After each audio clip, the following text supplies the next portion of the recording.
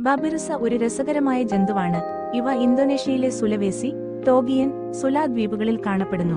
ഇവയുടെ ശാസ്ത്രീയ നാമം ബേബിറോസ എന്നാണ്. ചില രസകരമായ വസ്തുതകൾ നോക്കാം.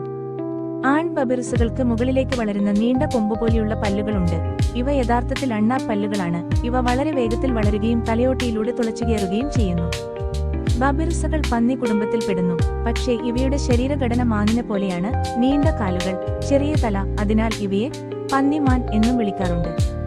ഇവയ്ക്ക് നീന്താൻ വളരെ ഇഷ്ടമാണ്.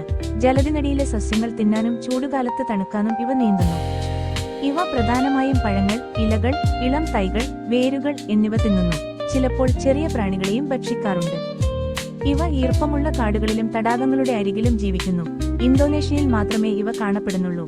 ഒരു കാലത്ത് ബബിറുസുകൾ മുട്ടയിടുന്നു എന്ന് ആളുകൾ വിശ്വസിച്ചിരുന്നു. ഇത് തെറ്റാണ്. ഇവ സാധാരണ പന്നികളെപ്പോലെ കുട്ടികളെ പ്രസവിക്കുന്നു. വനനശീകരണവും വേട്ടയാടലും കാരണം ബബിറുസുകൾ അപായസ്ഥിതിയിലാണ്. ഇന്തോനേഷ്യയിൽ